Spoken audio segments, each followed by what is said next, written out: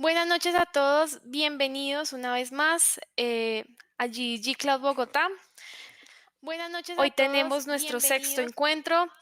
Es un gusto tenerlos acá. Sabemos que hoy no es un día común y corriente. Eh, Regalen mi momento.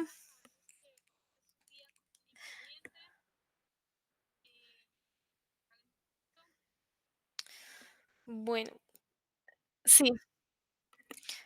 Pues sí, no. Listo. Listo. Nada, nuevamente. Hola a todos, buenas noches, bienvenidos. Muchas gracias por estar acá con nosotros.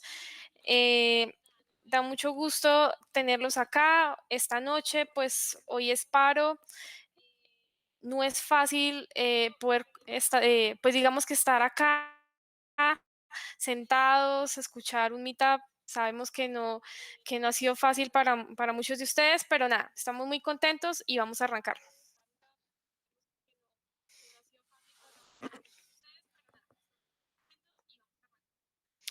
La sesión de hoy va a ser acerca de robótica, IoT, BigQuery. Vamos a ver otras, digamos que otras APIs relacionadas con Machine Learning.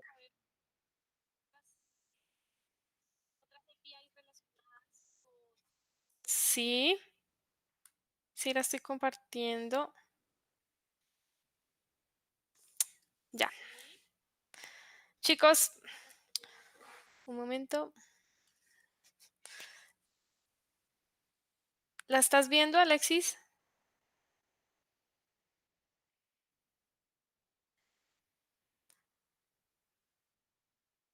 Listo. Ok, perfecto. Listo, nada.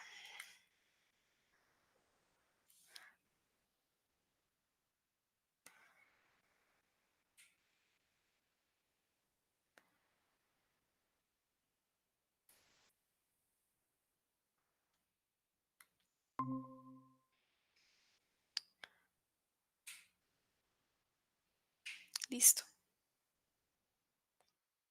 Listo, chicos.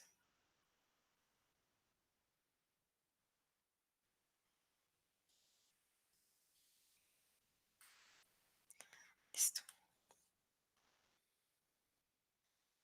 Listo. Bueno, problemas técnicos que nunca faltan, pero nada. Aquí estamos. Hola a todos, nuevamente buenas noches. Muchas gracias a ustedes por estar aquí con nosotros, acompañándonos en este sexto encuentro de GG Cloud Bogotá. Por las condiciones de Bogotá, condiciones sociales de movilidad, de protestas, no quisimos cancelar este evento. Sabemos que esta semana se cancelaron otros meetups de tecnología aquí en Bogotá. No quisimos posponerlo, entonces hoy estamos iniciando esta modalidad virtual.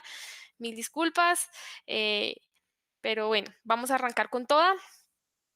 Antes de arrancar, nada, les damos la bienvenida a todas las personas que por primera vez nos acompañan en este Meetup. Somos GG Cloud Bogotá.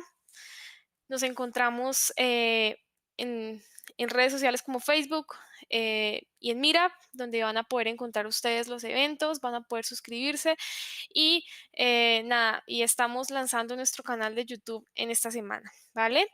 Entonces, bueno, antes que nada quiero hablar un poco acerca de GG para las personas que no conocen acerca de esto. GG es una iniciativa de Google Developers que nace más o menos en el año 2008, más o menos.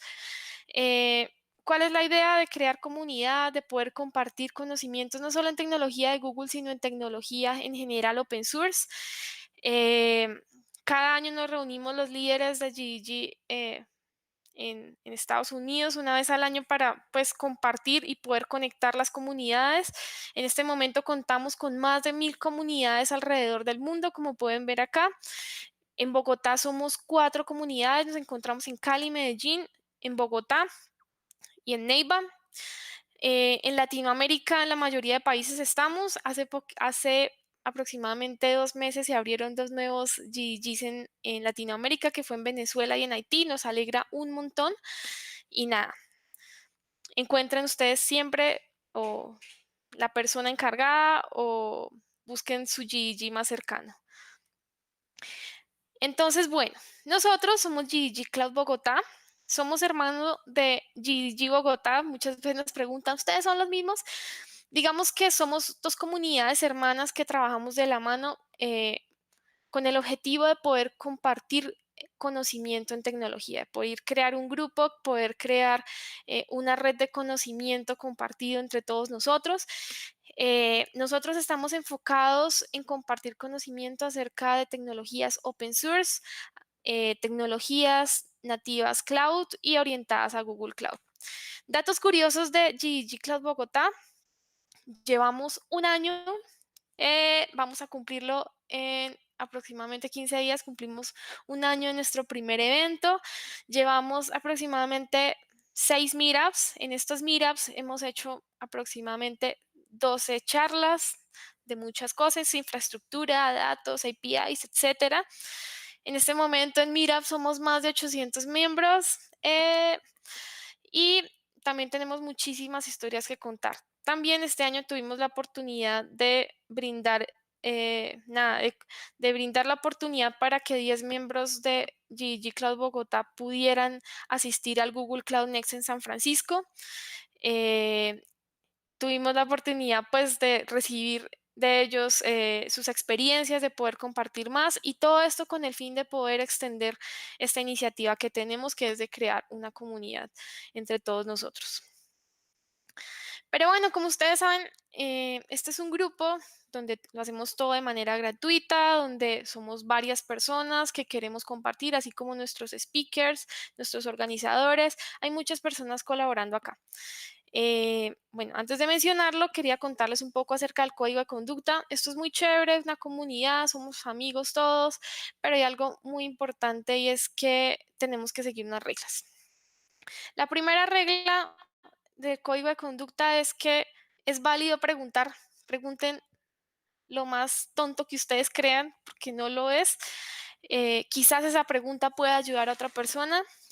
También, sí, aquí somos muy buena onda, realmente aquí no es válido discriminar a nadie, hacerle bullying a nadie de ninguna manera, aquí estamos abiertos para compartir. Y pues este es un espacio abierto para que ustedes puedan venir aquí a preguntar. ¿Qué más les cuento? Nada. Para hoy tenemos el honor de tener dos speakers invitados. Son dos personas que han venido trabajando cosas muy geniales aquí en Colombia. Eh, Carlos Puentes. Carlos es un ingeniero que trabaja en la Universidad del Bosque. Él lidera muchas iniciativas dentro de su ecosistema universitario, proyectos de investigación orientados a IoT, robótica, machine learning, todas estas cosas. Él nos va a hablar acerca de un proyecto que se creó en la Universidad del Bosque, liderado por él, que fue un humanoide basado en GCP. Carlos ya nos va a contar un poco más acerca de él. Y César Orozco. César es un ingeniero con bastante experiencia en tecnologías open source. Actualmente él es Data Architect en Globant.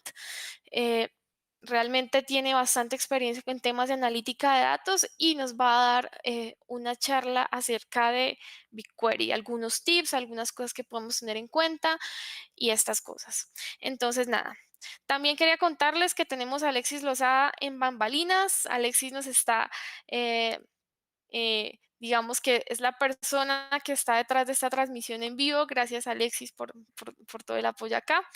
Y nada, quien les habla, Adriana. Con Alexis estamos acá para lo que ustedes necesiten, lo que quieran, digamos que preguntarnos o que quieran participar en una próxima sesión. Bienvenidos. Antes que nada, darles las gracias a Carlos y a César por acompañarnos hoy. Muchísimas, muchísimas gracias. Antes de iniciar, les cuento un poco la dinámica de hoy. Va a iniciar Carlos. Vamos a tener una sesión. La idea es que vayamos anotando nuestras preguntas en los comentarios y al final, pues vamos a responder algunas. Lo mismo para el caso de César. Entonces, nada, chicos, ya no los voy a aburrir más. Le voy a dar paso a Carlos para que arranque con esta espectacular charla. Bien, gracias Adriana, gracias a toda la comunidad que nos puede ver hoy. que nos está acompañando en esta videoconferencia y que realmente es bellísimo ver cómo podemos compartir entre todos grandes contenidos, profundizar en lo que hoy llamamos el auge de la inteligencia artificial. Y sin duda voy aquí a compartir pantalla. Regálenme un minuto. Y por favor me confirman si estamos viendo la presentación. ¿Sí? Confirmado. Perfecto. Bien. Ok, entonces, de esa manera, me presento un poco. Soy ingeniero electrónico de base. Tengo una especialización en inteligencia artificial, en machine learning. Tengo una maestría en docencia de la educación superior con énfasis en estadística. Me ha encantado liderar diversos procesos con el Instituto de Neurociencias, con lo cual trabajo con ellos ya desde hace 4 años. He venido trabajando con ellos. Lidero también procesos de educación desde la cognición, entonces me he tenido que vincular mucho a la parte médica, también un poco de psicología y por supuesto en el campo de la educación y la ingeniería. Entonces he estado como muy inquieto por conocer realmente eh, qué es el cerebro y luego ahorita vamos a charlar un poco sobre eso, porque realmente fue lo que le dio luz a este proyecto y de ahí que tenga el título que aparece en pantalla, Proyecto Humanoid. He decidido partir ¿sí? ¿Sí me escuchas?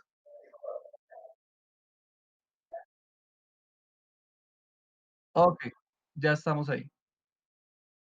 Perfecto.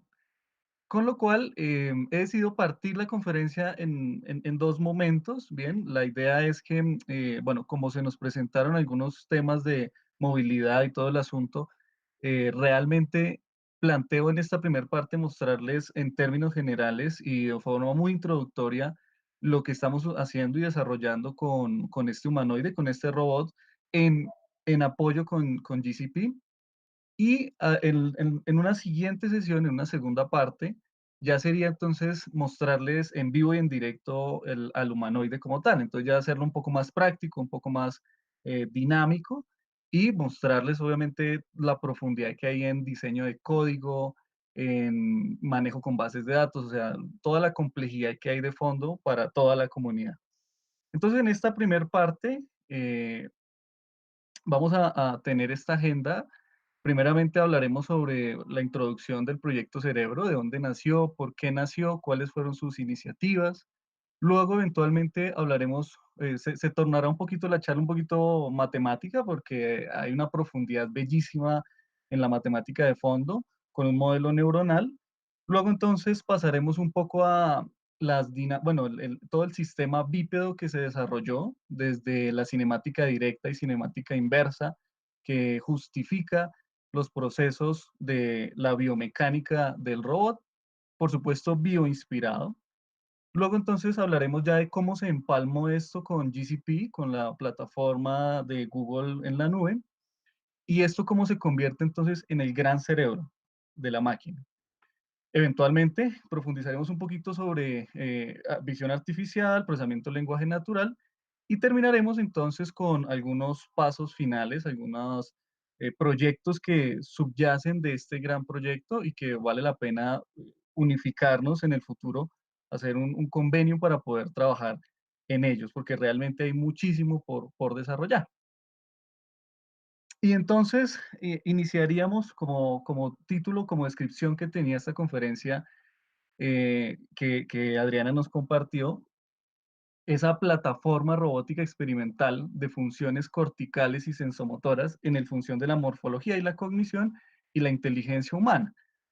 La pregunta base es, bueno, ¿y por qué el cerebro? Realmente, por qué esta máquina perfecta? ¿Por qué este órgano tan desarrollado en los años y años de evolución nos permitiría conocernos mejor a nosotros mismos y podríamos eventualmente generar simulaciones y emulaciones que nos permitan optimizar procesos complejos? Entonces, de ahí que radiquen una serie de preguntas, bueno, ¿y por qué el cerebro primero? Pero eventualmente nos haríamos otro tipo de preguntas aún más interesantes, ¿no? Entonces, eh, ¿qué es el cerebro en sí mismo, no? cuál es ese trabajo de esta máquina preciosa que se ha evolucionado, hacia qué tiende, cómo ha sido en el tiempo, ¿no? ¿Cuáles son los límites de esa máquina perfecta? Y eventualmente, ¿cómo aprende el cerebro y cuáles son esos mecanismos que lo soportan, ¿no? Entonces, tratando de responder estas preguntas con biólogos, con ingenieros, con médicos, con matemáticos puros, con estadísticos, logramos entonces empezar a abonar a este gran camino que sería un poco sobre cómo es que realmente hemos estado trabajando todos estos años de evolución. Y de allí entonces empezó a profundizar un poco más. Voy a hacer un zoom, perdón, aquí. Bueno, creo que no me deja hacer zoom. Sin embargo, les cuento que eventualmente lo que se hizo fue profundizar de forma teórica cuáles son esas funciones corticales del cerebro y claro, chequen ustedes que pasamos por lo que es percepción, curiosidad, emoción, memoria, esa memoria implícita, memoria explícita, ese olvido, ese mecanismos de olvido, razonamiento, lenguaje, funciones ejecutivas, creatividad e inteligencia. Entonces, reflexionando sobre todo ello, decíamos, bien, ahora bien, si conocemos todo esto, ¿cómo esto se puede entonces migrar a una plataforma robótica experimental? Porque está muy interesante conocerlo desde sus definiciones, desde los autores que lo respaldan, todos estos procesos cognitivos, pero ¿cómo los bajamos a una plataforma robótica? Entonces, de allí que tuviéramos que llegar al piso de todo. Realmente lo que planteamos fue, bueno, construyamos un árbol del proyecto Cerebro. Ese proyecto Cerebro, sin duda, pues es el tronco como tal, como lo podemos ver ahí en el árbol.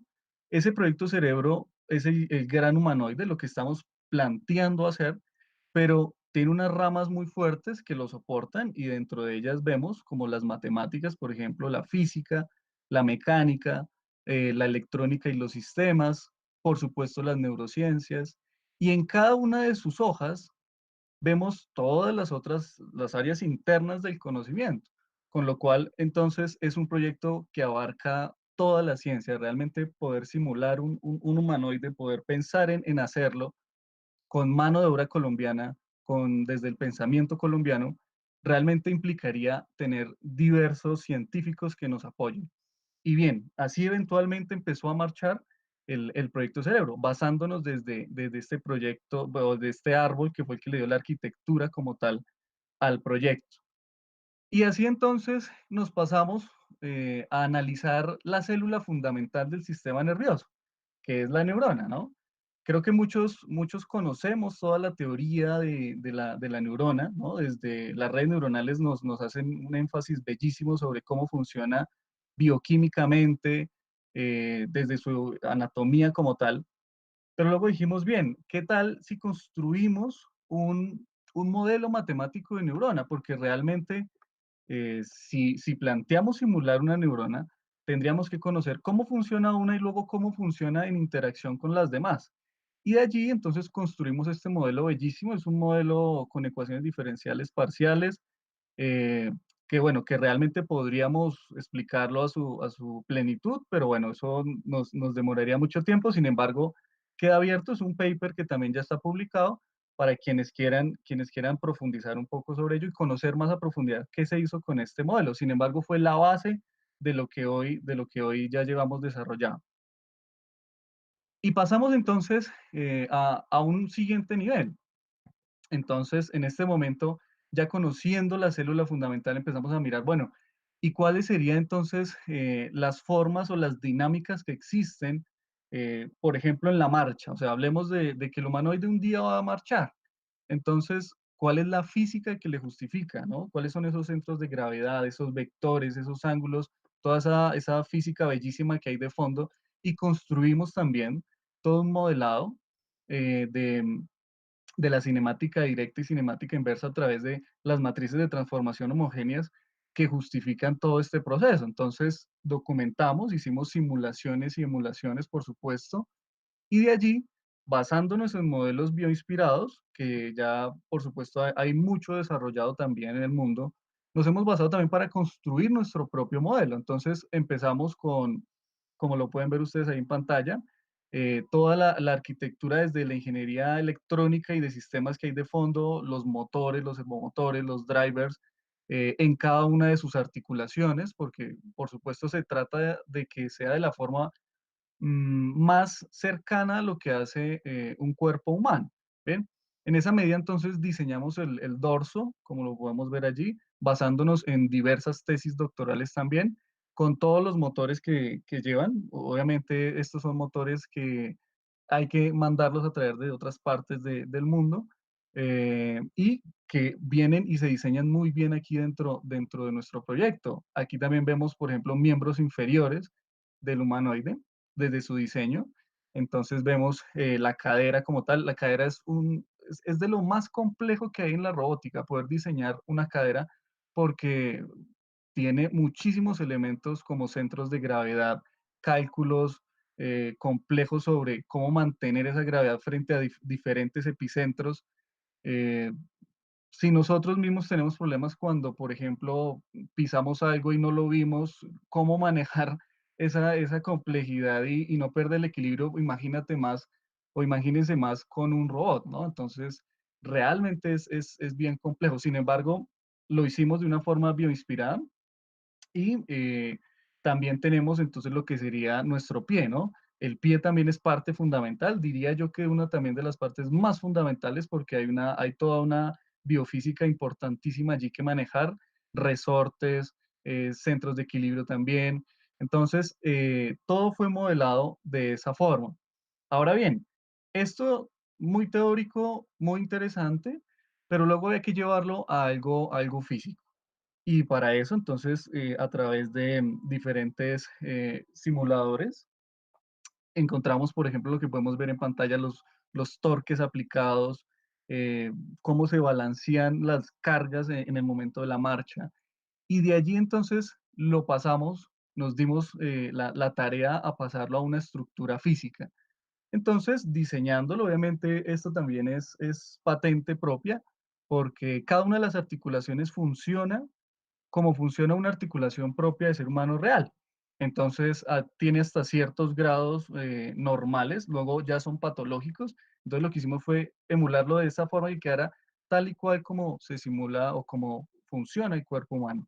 Entonces, vemos aquí en la parte superior, en ese momento no tenía cabeza, o sea, realmente era un robot sin cabeza, poco inteligente, muy mecánico, ¿no? Entonces, lo que sí tenía, pues obviamente los brazos, ahí vemos las estructuras de los brazos, los codos, la cadera, que fue este fue el primer modelo que se hizo, y luego eventualmente las rodillas y los tobillos. Entonces, la mayoría de las articulaciones, o sea, se hizo un primer diseño, está en proceso patente obviamente, y luego se replicó a las otras articulaciones, cada una con su diferente especificidad.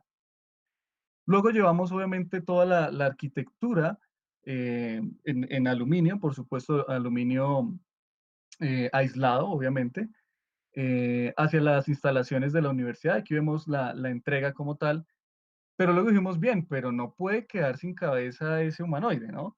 Entonces, con la facultad de diseño se planteó hacer todo el proceso en látex, por supuesto, para que tuviese una cara más amigable, ¿no? Porque ahorita lo vamos a ver en las siguientes diapositivas, el humanoide tiene una cara, digamos que puede asustar un poquito, pero bueno, digamos que es un primer momento, ¿no? Sin embargo, en el futuro se plantea que va a tener un rostro, posiblemente sea de mujer o posiblemente de hombre, eso se decide en el tiempo.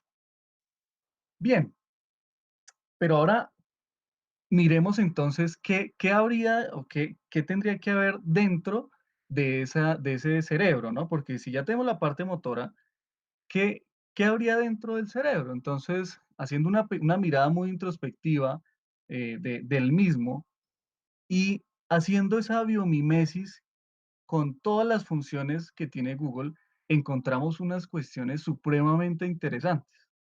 Por ejemplo, sabemos bien que el cerebro está dividido en sus diferentes lóbulos. Chequemos aquí en un primer momento la corteza visual, ¿cierto? El lóbulo temporal, el occipital, ¿cierto? Y el prefrontal, ¿no? Entonces, también tenemos funciones motoras en la parte superior, ¿bien? La corteza motora también está allí. Ahora, veamos que en cierta medida las APIs que tiene Google son directamente relacionadas con funciones cerebrales. Solamente he puesto aquí algunas. Por ejemplo, si hablamos de la API de Vision, ¿no? Observemos que eso en cierta medida está directamente vinculado con el lóbulo occipital. Miremos entonces otro tipo de APIs, como la de Dialogflow o como la de la API de Translation, ¿no? Estas APIs están también directamente relacionadas con ciertas áreas del lenguaje del cerebro. Otro tipo de APIs, como por ejemplo Speech to API o Text to Speech, son otras áreas, otras APIs que también están ciertamente relacionadas. Obviamente se utilizan en cierta medida de forma muy industrial, pero tienen mucha relación con lo que llamamos nuestra joya de la corona o el cerebro mismo. Y qué decir de las APIs más utilizadas, como por ejemplo Google Drive, Google Calendar, Spreadsheets, el propio Mail. Todas estas representarían o estarían representadas en las funciones prefrontales o en las funciones ejecutivas del cerebro. Con lo cual, yo me plantearía decir que en cierta medida, cuando Google vende o cuando ofrece también todas estas APIs a una compañía, lo que realmente está haciendo es provisionándoles de un modelo cerebral. O sea, Google está provisionando a las compañías que no tienen estos servicios de su propio modelo o de su modelo mismo cerebral hacia las otras compañías. Entonces resulta ser bellísimo lo que está haciendo Google. Ah, bueno, y otra API que también coloqué aquí fue la API de Google Maps. Esa API está directamente relacionada también con el lóbulo occipital inferior izquierdo, que está dedicado a las funciones de ubicación espacial. Entonces, claro, si la persona a lo mejor no se ubica muy bien espacialmente en un segmento de la ciudad, utiliza esa API y se potencializa, o sea, estaría llevándolo al siguiente nivel. Entonces, resulta ser bastante interesante. De ahí, entonces, que hayamos pensado en que las APIs de Google serían un buen eh, aliado a la hora de diseñar nuestro modelo. Entonces, miremos este modelo. Este es uno de los modelos más básicos, el de Wernicke-Wechsnitz, que básicamente nos muestra solamente qué pasa en el momento en el que se está observando algo. Entonces, ese primer momento, esa corteza visual que en nuestras simulaciones o en nuestro humanoide funcionaría a través de unas cámaras, ¿bien? Tenemos básicamente dos cámaras que representan los dos ojos de nuestra plataforma robótica. Una es una PixieCam, ¿bien? Que es una cámara de alta resolución que pretende medir todo el tiempo o monitorear todo el tiempo colores, formas de imagen. En cierta medida también está directamente conectada con lo que es los 2 grados de libertad que tiene el cuello, que ya ahorita también lo vamos a ver. Y la segunda cámara, que es propia de la Raspberry, nuestra tarjeta madre con la que estamos trabajando. Entonces, esas dos están haciendo un procesamiento paralelo que estaría directamente vinculándose a lo que sería la corteza visual. Esa sería entonces la representación directa del ojo o de los ojos en este caso. Y se conecta directamente a las APIs de Google. Entonces, dentro de ellas la más fundamental, que es la API de Vision y la Auto Email. Entonces, primero se observa, luego entonces se pasa al giro angular, ¿bien? Y se cita inmediatamente a lo que sería entonces el área de Wernicke, que es donde está toda la información o nuestras bibliotecas de información o bibliotecas semánticas, se pasa a esa área de Broca y eventualmente hacia la corteza motora, es decir, hay una salida. Pero miremos esto. En la parte auditiva, que la vemos en la parte inferior izquierda, tendríamos entonces para nuestra simulación de humanoide un micrófono que sería el aparato fonológico de nuestra plataforma, ¿bien? De tal manera de que representaría nuestro oído y eventualmente también se conecta a nuestra Raspberry. Entonces, a través de un puerto de audio, también tendríamos entradas eferentes a nuestro sistema de forma auditiva. Y eventualmente, si es en diferentes idiomas, entonces sería muy buen aliado tener la API de procesamiento del lenguaje natural o también de traducción. ¿Por qué? Porque ahorita actualmente Leo está hablando en 5 idiomas, ¿bien? Inglés, español, francés, alemán e italiano, pero expandible. Por supuesto, expandible. Entonces ya tendríamos en este momento dos sentidos, la audición y la vista, aparato fonológico y aparato visual. Pero eso como estímulo de entrada debería generar un estímulo de salida. Y ese estímulo de salida entonces se vería reflejado en esa corteza motora que eventualmente sería básicamente el escucha o la salida de audio frente a una respuesta esperada, ¿ven? Entonces, esa salida de audio estaría representada por un maxilar. Ese maxilar vendría siendo la caja dental que en cierta medida debe tener directa sincronía con lo que se está diciendo o con la amplitud de onda que se está diciendo. Entonces, en la medida en que se tenga que decir mucho, la plataforma robótica debería adquirir esa onda y eventualmente a través de unos servomotores, entonces emular con precisión y con alta sensibilidad lo que se está diciendo para que parezca mucho más real. Entonces, estos son apenas los 3 sentidos que tenemos, o por supuesto hay que desarrollar muchísimo más, y les voy a mostrar entonces cómo estaría funcionando. eh, Estos fueron los primeros momentos, o hace realmente un año, de cómo venía la plataforma. En la primera parte, en el primer video, vamos a ver esa rotación con 2 grados de libertad, la rotación del cuello, ¿bien? Con 2 grados de libertad haciendo el movimiento pan y tilt. Entonces, ahí lo vamos a ver. Bien, ahí está haciendo el movimiento pan en diversos ángulos. Bien. Y luego hace el tilt hacia arriba y hacia abajo. Entonces, eso fue pues una función básica realmente que tenía que empezarse a vincular con otras, con las funciones directamente de las APIs. En este segundo video vamos a ver es que la plataforma ya hace reconocimiento de colores. Entonces, primero se le enseña el color a la máquina, se guarda esa información en la base de datos y eventualmente, como ya previamente tiene los 2 grados de libertad en el cuello, se esperaría de que al seguir e identificar el color, su cabeza se mueva frente al movimiento externo que hay con respecto a ese color. Entonces, hacer el seguimiento todo el tiempo. Ese es el mapeo que podemos observar.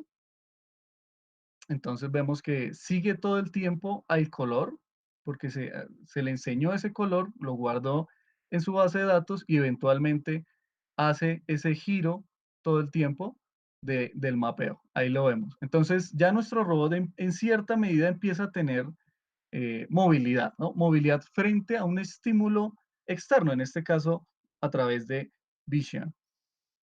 Pero bien, eso de forma muy básica, ¿no? Ahora, nuestra plataforma debería entonces reconocer cierto tipo, por ejemplo, de animales, ¿no? Aquí lo vamos a ver.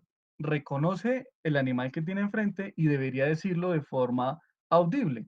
Entonces, yo espero que el audio esté bien.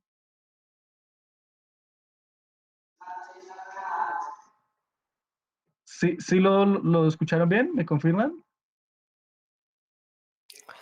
Mm, se escuchó un poquito lejos, ¿puedes repetirlo? Ok, ok.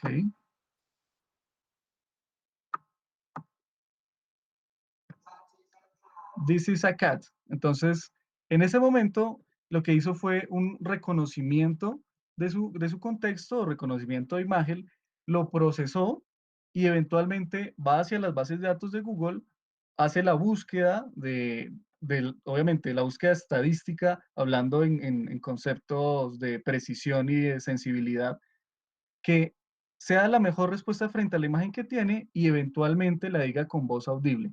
Entonces, ahí ya hizo un primer reconocimiento utilizando las primeras APIs.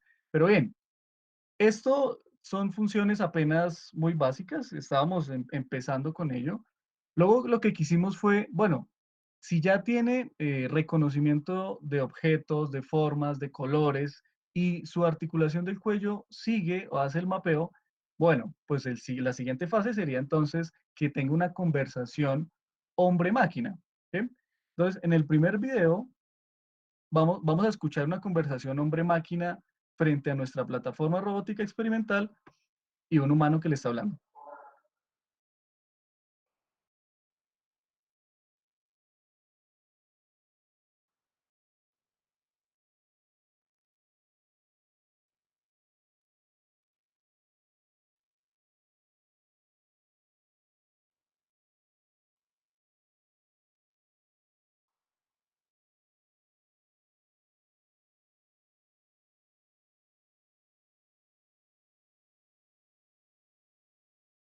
Bien, sí logramos escuchar ¿cuál fue la conversación?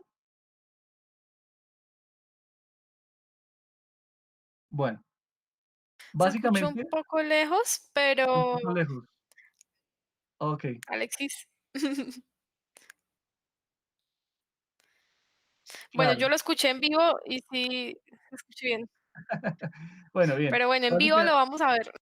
sí, en la segunda demostración, la segunda parte, que puede ser, bueno, ya con Adriana podríamos cuadrar, lo vamos a tener en tiempo real. O sea, usted va a poder hacerle las preguntas que quiera. Bueno, ya viéndolo y observándolo, realmente es una sensación muchísimo más distinta a la que vemos aquí por videos. Pero, ¿qué conversación tuvo? Bueno, básicamente, yo le preguntaba, saludaba a la máquina y ella en tiempo inmediato responde. Entonces, ¿en qué puedo ayudar? ¿Qué puedo hacer por ti? Eventualmente le digo que me encuentro emocionalmente un poco triste y la máquina apenas termina de decir la frase, responde, ¿qué puedo hacer por ti? Entonces le digo, cuéntame un chiste y responde inmediatamente con un chiste que encuentra en su base de datos. Entonces, ya también en cierta medida tiene una conversación hombre-máquina sin demorarse, con tiempos de respuesta inmediatos, y luego eh, empieza a registrar esto. O sea, realmente yo puedo hacerle una pregunta sobre, por ejemplo, el precio del dólar, que también está en este video, y la máquina va y busca en las bases de datos de Google con GCP y me traes la mejor respuesta estadísticamente hablando y me la dice con voz audible en un tiempo inferior a, realmente estamos hablando en milisegundos, porque no alcanza a ser un segundo como tal, el tiempo de respuesta. Entonces, ya tiene una conversación hombre-máquina que resulta volverse bastante interesante. Pero bien, luego, en el segundo video que vemos, ya, bueno, en el primero, digamos que escuchábamos la conversación con la máquina, pero no teníamos un realismo del maxilar. Entonces, eventualmente se hicieron los trabajos mecánicos, ingenieriles, y obviamente de sistemas en un primer momento, porque esto es también mucha programación dedicada a servomotores, y lo que se pretendía era, en un primer momento, hacer la apertura y el cierre del maxilar. Entonces, aquí lo vamos a ver haciendo la apertura y cierre. Obviamente, digamos que no es con la efectividad que tiene el habla, pero sí digamos que haciendo un movimiento máximo y mínimo, ¿bien? Eventualmente esto se debería sincronizar con el audio que tiene de salida la máquina, que es lo que vamos a ver en este tercer video. En este tercer video ya entonces tiene eh, aparato fonológico de escucha, ¿bien? Luego entonces procesa la información, eventualmente busca la respuesta asociada a dicha pregunta con procesamiento de lenguaje natural y eventualmente con una salida motora, entonces tiene sincronización perfecta o perfecta sincronización con lo que se está diciendo, de tal manera que tiene un realismo mucho más amplio. Vamos a verlo.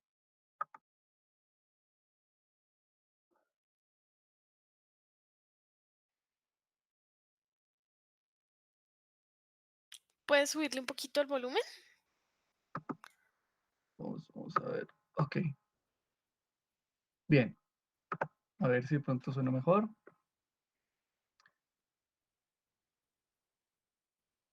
No, no se escucha, pero No, no, sí, no no se sé. escucha mucho. Listo. Vamos a pasar un poquito más adelante. Yo le pregunto a la máquina, dime cuál es la carga de un electrón. Y ahí en ese momento, miren ustedes cómo tiene la sincronía entre la amplitud de onda frente a lo que está diciendo y lo que está hablando. Entonces ahí me está dando una descripción completa de cuál es la carga de un electrón y me la dice, inclusive me dice de dónde saca esa información. Entonces ya tiene mucho más realismo, ¿no? Ya ahora sí parece realmente eh, un humanoide, por lo menos de una forma un poco ambigua. Algunas personas o algunas universidades que ya he estado dando esta conferencia, en algunos momentos se asustan realmente porque, bueno, su apariencia en este momento todavía es un poco mejorable. Eventualmente se espera que tenga una apariencia más convencional, ¿bien? Y de pronto con rostro ya estamos por definir si hombre o mujer. Miren ustedes que también tiene cuerpo. En la siguiente diapositiva vemos que ya tiene un cuerpo mucho más elaborado, ¿bien? Este cuerpo se diseñó con la facultad de diseño obviamente y se hizo todo en látex. Inclusive, si por ejemplo, cuando lo vayamos a ver en la parte 2 uno toca realmente y se siente como si fuera cuerpo, o sea, como si fuera, tuviese profundidad, como si tuviese, por ejemplo, si se toca el rostro, en la mejilla se siente profundidad, pero cuando tocamos en el tabique se siente hueso, o sea, es una simulación bellísima, muy, muy cercana a la realidad.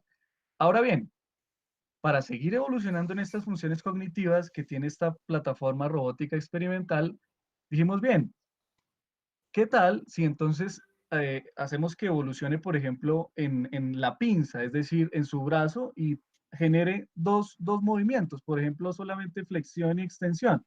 O como lo vamos a ver aquí, flexión, extensión. Entonces tenemos nuestro brazo robótico, flexión, luego simulación de extensión. Ahí lo vemos. Pues ya tendríamos un brazo robótico. En este momento digamos que no está sincronizado con la tarjeta madre que es la Raspberry. Pero aquí en el siguiente video ya sí tienes directa sincronización. Entonces, cuando yo le digo de forma, a través de mi habla, le digo a la máquina, recoge tu brazo, funciona todo el sistema fonológico como aparato aferente, hace el procesamiento y ejecuta una función motora. Entonces podemos verlo cuando yo le digo, recoge tu brazo. Y el tiempo de respuesta es inmediato. O sea que la máquina también no solamente tiene, recoge el brazo, sino que también lo extiende. Esas funciones ya también las tiene por código. Ahí está. Entonces fíjense que en cierta medida ya la máquina tiene, o la plataforma robótica experimental, tiene una forma de conciencia. Esto puede ser muy profundo, ¿no? ¿Por qué? Bueno, básicamente hablar de conciencia es muy complejo, pero sí ya tiene por lo menos alguna pequeña forma de conciencia porque realmente ante un cierto estímulo de entrada ejecuta un estímulo de salida y ha pasado por toda una complejidad, unos sistemas complejos bellísimos para poderlo generar. ¿Bien? Entonces, decir también que los resultados de esta plataforma han hecho que nos unamos varias universidades y dentro de ellas está ahí mismo Caltech, está la Universidad del Bosque, quienes están muy interesadas en todo el diseño robótico bueno, y los procesos de mejora para prótesis inteligentes, porque realmente todo esto nos va a llevar es un poco a eso, un poco a cómo se pueden optimizar o cómo se puede mejorar la calidad de vida de las personas. Claro, y si tenemos una plataforma que sustenta y que avala con todas las simulaciones, la matemática profunda que hay de fondo, pudiésemos mejorar la calidad de vida eh, de nuestro propio país, Colombia, ¿no? Entonces, aquí también tenemos a Google. Google ha sido uno de nuestros colaboradores, sin duda, que nos ha ayudado bastante con este proyecto. Y me gustaría también ya ir cerrando, Estas son las diferentes tipos de ingeniería en detalle. Entonces tenemos la ingeniería externa como tal. Vemos, ustedes pueden chequear desde allí los motores como tal dentro de la plataforma, una vista un poco más como de perfil, y miren ustedes que de fondo en la pantalla está todo el sistema operativo basado en Linux. Todo está basado en Linux. Como conocemos bien, la Raspberry funciona bajo toda esta dinámica, entonces lo que hemos hecho es todo trabajarlo sobre Python y ha funcionado de una forma bellísima. Como les digo, quisiera dejar como segunda charla eh, todo el código que hay de fondo, mostrarles todo lo que sucede allá, porque realmente es bellísimo lo que hay. Cómo se optimizaron ciertas librerías que propiamente nos da Google, y lo que nosotros hicimos fue optimizarlas y modificar ciertas funciones para poder generar unos procesos como por ejemplo el que a través de la escucha entonces pueda generar una salida motora. Eso no lo tiene algunas librerías que tiene por defecto Google, que nos provisionó. Entonces nosotros lo que hicimos fue empezarlas a modificar y a mirar los resultados, y realmente funcionan muy bien. Y la última fotografía, vemos es la ingeniería interna, ¿no? Entonces la ingeniería interna, allá vemos en el corazón de la plataforma está la tarjeta Raspberry, con todo su sistema y su cableado. En la parte derecha vemos las salidas motoras a través de tarjetas Arduino, y en la parte superior vemos entonces la salida fonológica, que en este caso es a través de un parlante. Y en la parte superior, o miembro superior, en el cráneo, vemos entonces los dos motores con grados de libertad.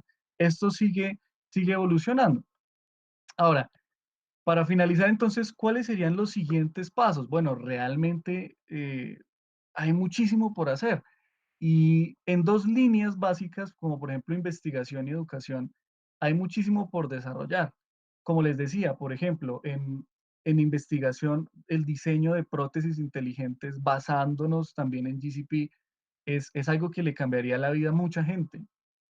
Por ejemplo, otro tipo de investigaciones bellísimas, rehabilitación con robots para niños, por ejemplo, rehabilitación en sentido de fisiología. Hay mucho por hacer. Otro tipo de investigaciones también importantes, ¿no? Entonces, como por ejemplo en cardiología, en radiología, análisis de test, rayos X, tomografías axiales computarizadas, cómo generar a través de una API de visión que pueda entonces generar mejor precisión y, o por supuesto, mayor velocidad frente a un diagnóstico, ¿no? Sabemos bien que el médico mismo, por su experiencia, da su diagnóstico, pero la máquina no solamente cuenta con la experiencia de ese médico, sino con la experiencia de 1000 médicos o millones de médicos más que podrían dar una alta precisión a ese tipo de test. Entonces, también hay mucho por abarcar allí.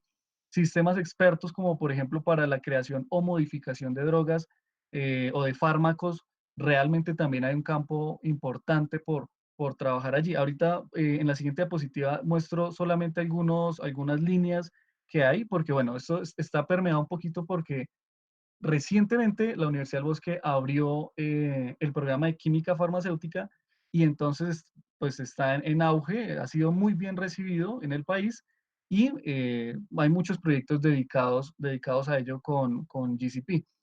Y en educación también tenemos líneas de investigación importantes que podemos manejar también con Google. Por ejemplo, la detección del clima en la clase, ¿no? Utilizando también una API de visión. ¿Cómo está pasando la clase? ¿Qué rostros tienen los estudiantes, ¿no?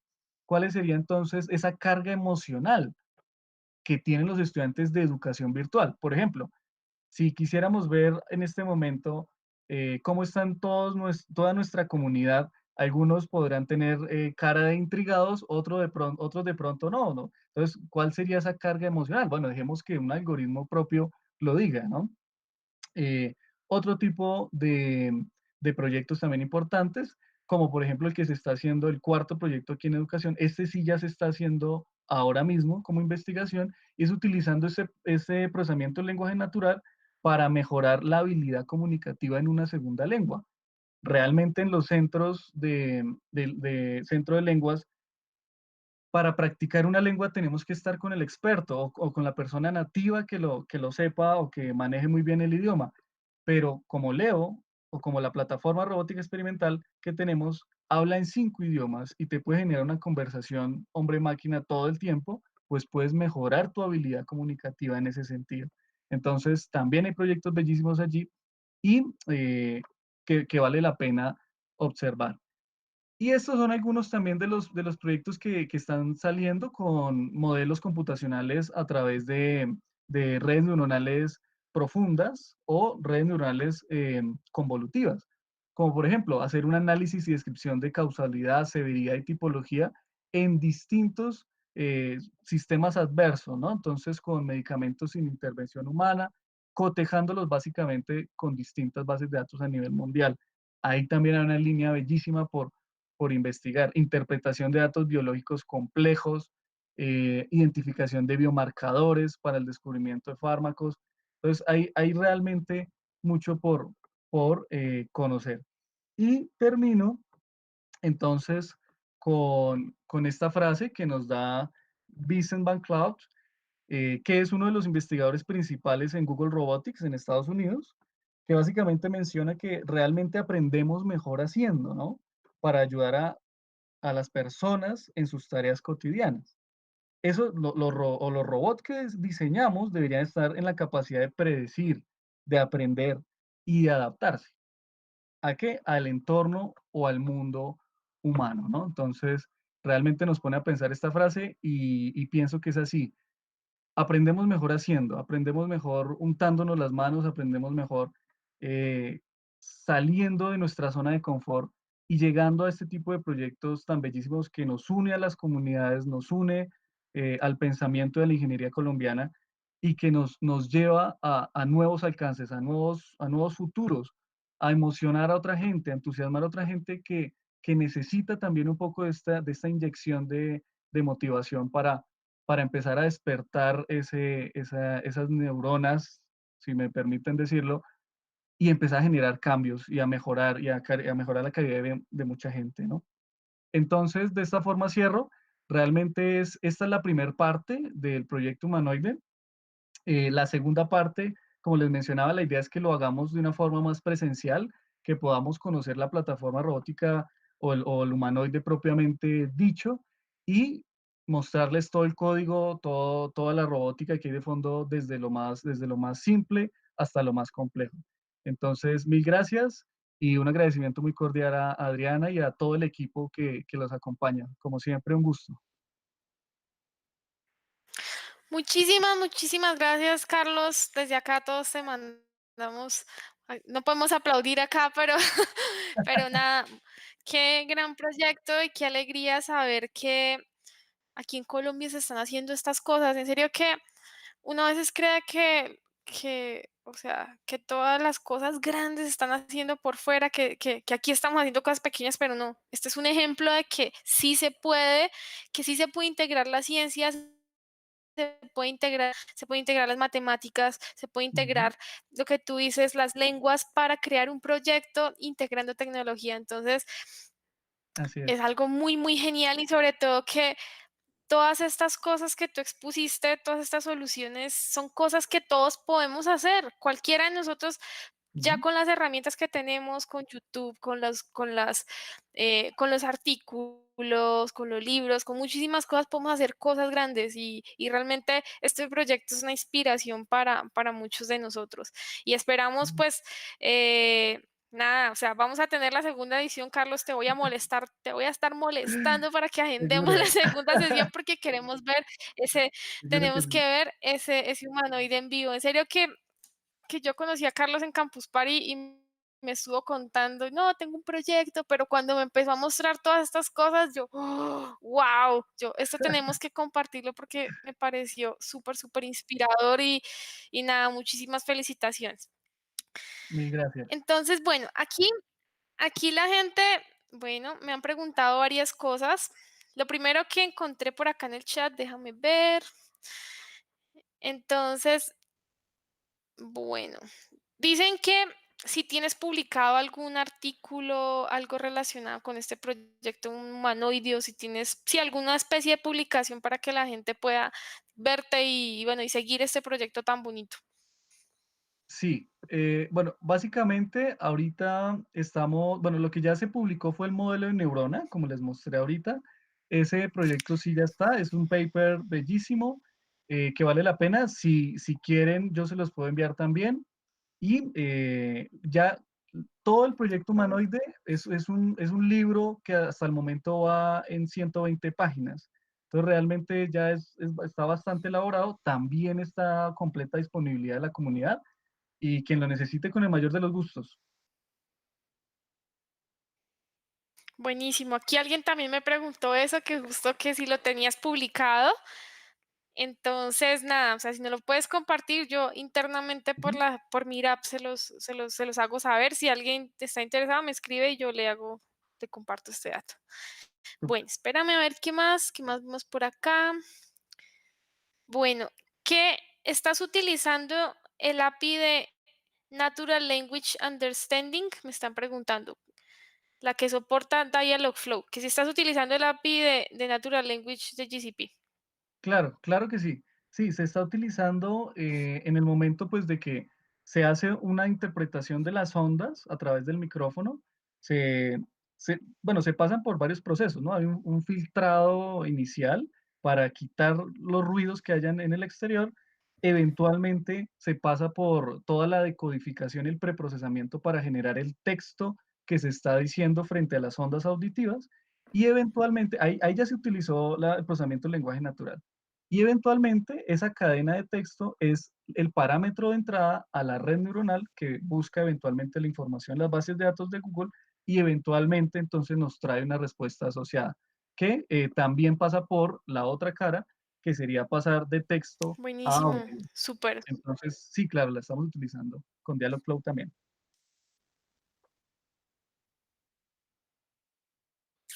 buenísimo. Bueno, me están preguntando acá que si este, o sea, este proyecto es de la universidad como tal o es un proyecto abierto en el que alguien pueda, digamos que, entrar a apoyar. Sí, desde la propia filosofía del proyecto, es un proyecto abierto, abierto. O sea, aquí pueden trabajar. Mira, la filosofía es toda la universidad cabe en este proyecto, toda. Y cuando hablamos toda es todas las ciencias, no solamente la universidad propiamente dicha, sino todas las ciencias, todas las personas que estén interesadas, que estén motivadas por conocer más, porque aquí cabe biólogos, caben matemáticos, médicos, psicólogos, ingenieros, todos caben, todos caben. Entonces es una oportunidad bellísima para hacer ciencia y por supuesto también son aún mejor llegados, claro, si vienen de Google. Buenísimo, qué chévere eso. Me están preguntando, una última pregunta antes de darle paso a César, eh, y es, ¿hay algún convenio que haya entre las universidades? Por ejemplo, con la Universidad Nacional. Ok, actualmente no, actualmente son profesores que vienen y están en las reuniones que nosotros hacemos y de allí entonces hay profesores de la Escuela de Ingenieros, de la Distrital, de la Nacional, obviamente del Bosque, la gran mayoría, pero todos son invitados, todos vienen a nuestras reuniones y de allí entonces proponemos proyectos de investigación y cada uno empieza a trabajar en ellos, pero sí, claro, está abierto a toda la comunidad.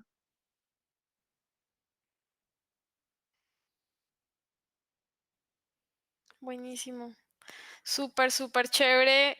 Carlos, muchísimas gracias a ti por acompañarnos el día de hoy, por compartirnos parte de este proyecto tan bonito. Yo sé que en media hora no se puede compartir todo este gran trabajo que ustedes llevan haciendo, pero nada, esperamos, nada, acordar un espacio que tú tengas y hacemos un espacio presencial porque también la gente me está preguntando en networking, que mucha gente quisiera pues preguntarte personalmente, Claro. digamos que sí, compartir estas cosas. Entonces, nada, te esperamos en una próxima sesión y mil gracias, Carlos. Te mandamos aquí un agradecimiento de parte de todas las Súper, personas que están en este momento en el canal de YouTube.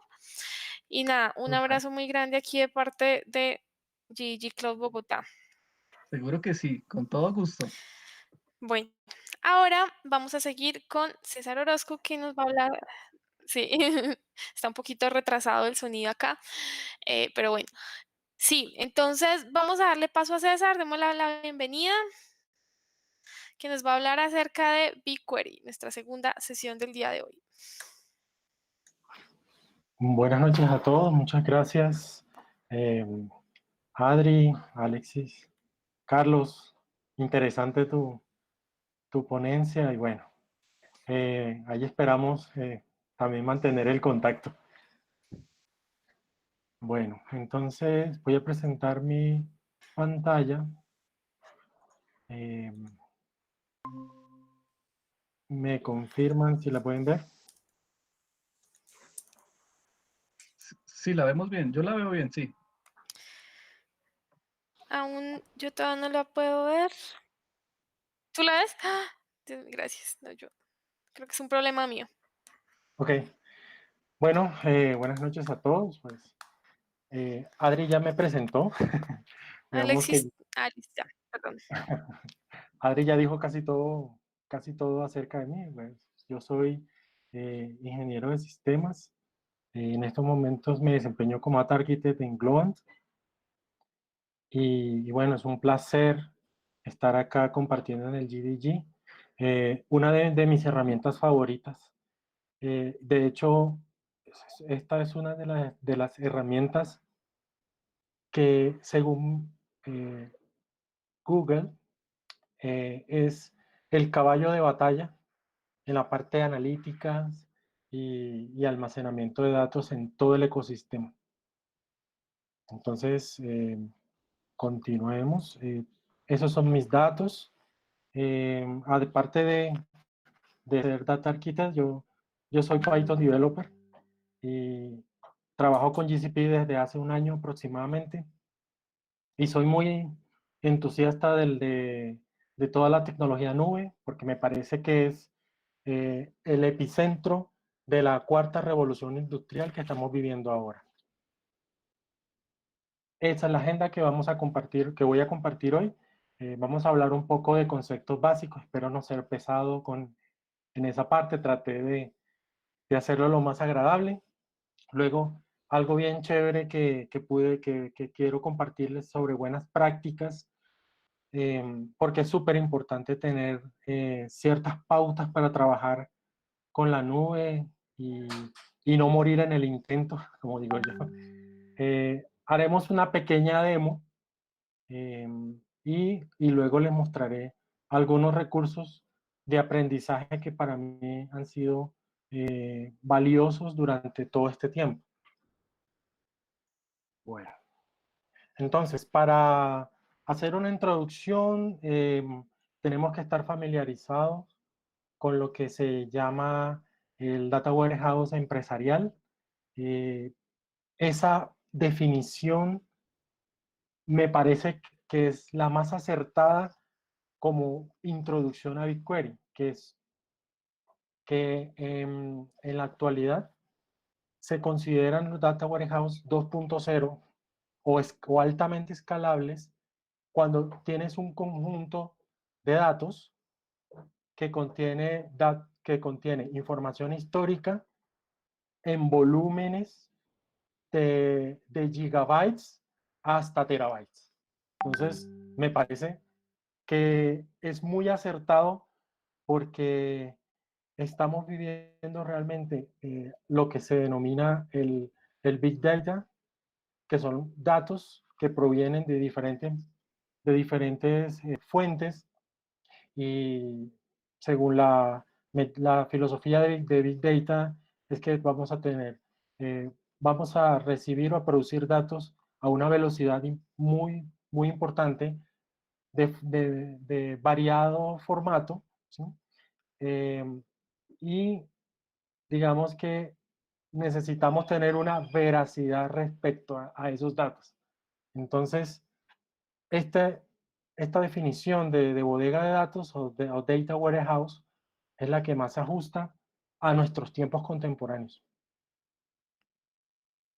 Entonces, dicho lo anterior, según Google, BigQuery es un servicio totalmente administrado por ellos. Por eso se llama serverless. Nosotros como usuarios no tenemos que preocuparnos por toda esa infraestructura de hardware y software para que para nosotros poder brindarle un servicio a nuestros clientes. Altamente escalable, pues, lo habíamos hablado en la definición pasada, eso es prácticamente una de las características más importantes que tiene BigQuery. También te ofrece un tema de costo-beneficio bastante asequible.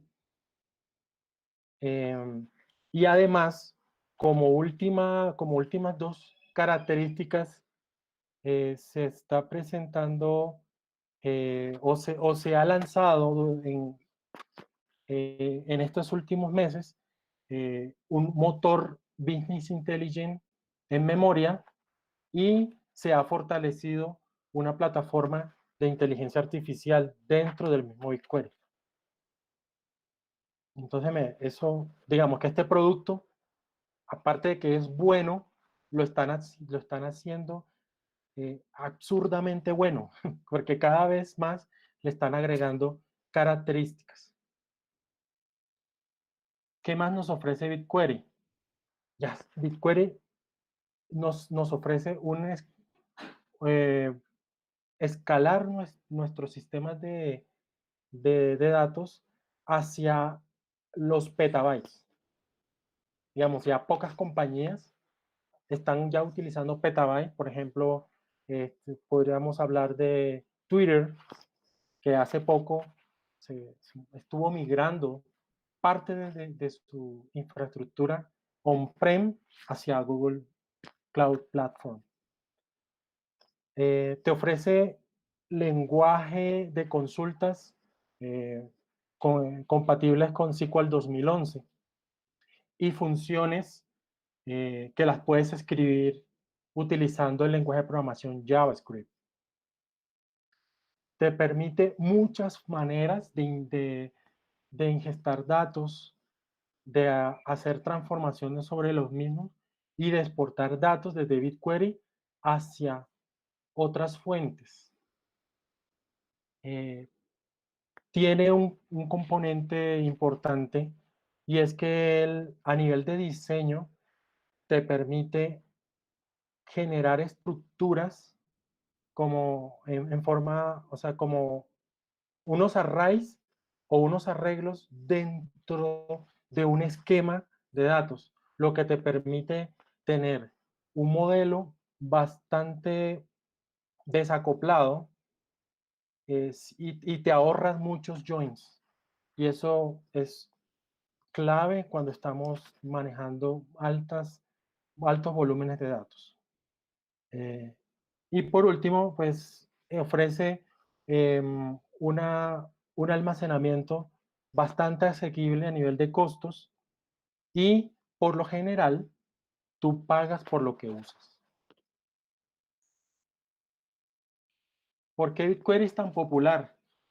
Pues allí en esa lámina muestro la interacción que tiene BigQuery sobre ciertos productos en la nube de Google. BigQuery tiene integración con AutoML, tiene integración con Cloud Storage, tiene integración con Cloud Data Proc para los que manejan Hadoop, tiene integración con el Cloud Scheduler para hacer tareas tipo Chrome. También tiene integración con Cloud Composer, que es el componente de orquestación dentro de GCP y que funciona utilizando Airflow como su parte principal. Y por último tenemos el Cloud Data Flow, que es el producto que te permite construir pipelines de datos para casos de uso batch, o sea, en que los datos de entrada son finitos y la parte streaming, que son datos que, que pasan continuamente hacia el sistema. Y tenemos el Stackdriver, es un producto que te permite hacer monitoreo de tus componentes dentro de GCP y por supuesto tiene o presenta unas variables que permiten tener eh, una visión de cómo se está usando GCP para ya sea tomar decisiones respecto a cómo se están diseñando los datasets hasta el tema de costos. En la pantalla se muestran diferentes herramientas que funcionan perfectamente con GCP por fuera del entorno de Google Cloud Platform y están divididas de acuerdo a su rol dentro de un procesamiento de datos. En la parte de ingesta, por mencionar algunos, tenemos a Simba y tenemos a Treasure Data. Ellos proveen APIs, proveen herramientas. Por ejemplo, Simba te permite, o ellos tienen un JDBC para conectarte directamente con BigQuery. Luego tenemos el tema de la integración de datos y allí están varios proveedores, lo mismo que la parte analítica, la parte de BI y algunos servicios externos que estas compañías lo prestan, como por ejemplo, hay compañías que, dado tu caso de uso, si tú tienes muchos datos en tu local, en tu data center, y necesitas pasarlos a GCP y no cuentas con una infraestructura de red que soporte toda esa carga de trabajo, ellos lo pueden hacer por ti. Entonces, eso entra dentro de la categoría de socios que prestan servicios a los clientes para que ellos puedan disfrutar de los beneficios de estar en GCP. A nivel de precios, súper importante tener en cuenta que BigQuery cobra, o Google nos cobra por el almacenamiento que tengamos de datos en BigQuery. Lo mismo cobra por hacer streaming o inserciones en forma de stream hacia BigQuery y también por consultar los datos. De la parte de almacenamiento, tenemos, por eso ahí aparecen dos valores. El primero tiene que ver con el almacenamiento activo, que en este caso ellos cobran 2 centavos de dólar por gigabytes al mes. Y ese almacenamiento activo básicamente es aquellas tablas donde tienen datos almacenados o en su defecto en particiones que han sido modificados los últimos 90 días. Digamos, si tenemos datos que estamos constantemente consultando o tablas que normalmente estamos insertando, esos se consideran como almacenamiento activo. Y por otro lado tenemos el almacenamiento a término a largo plazo, que significa que estos datos o estas tablas no han sido modificadas en los últimos 90 días. Entonces ahí tienes, son 1 céntimo de dólar por gig. Luego ahí tenemos por cada 200 megas en streaming te está cobrando 1 centavo de dólar. Y algo importante es que tenemos dos tipos de suscripción dentro de la plataforma de Query. La primera es paga por lo que usas. Entonces, el precio por lo general son $5 por terabyte. Y el primer terabyte al mes es gratis. Entonces, eso es súper importante porque para los que estamos explorando la tecnología, podemos hacer pruebas y, y bueno, aún a que nos salga gratis es una ventaja. Y luego tenemos el precio fijo, pero este precio se maneja en ciertos casos cuando una compañía tiene altas cargas de consulta y el anterior modelo de suscripción le sale muy costoso. Entonces ellos deciden colocar un límite. Hay un ejemplo ahí, dice, si ya tú te pasas de $10,000 al mes, pues ya deberías revisar, cambiar tu tipo de suscripción. Y así, es un tema ya de decisión, es un tema de monitoreo de la plataforma, un tema de caso de uso. Esto varía por clientes, pero son las opciones. Lo importante es conocer que todas esas opciones las ofrece eh, BigQuery. Ahora, les voy a mostrar cómo funciona esta magia. Google eh, administra un clúster de máquinas a grande escala que se llama Borg. Allí puedes encontrar miles y miles de máquinas y cientos de miles de cores de CPUs para trabajar con ellos. En este caso, esta es la parte básica de Google, por eso esa cajita está encerrando toda nuestra arquitectura.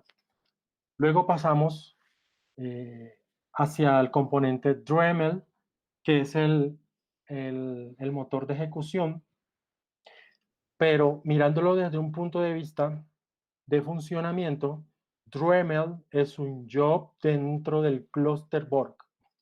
Entonces, estamos ya hablando de un rendimiento mucho más alto y la buena noticia es que eso no lo administramos nosotros.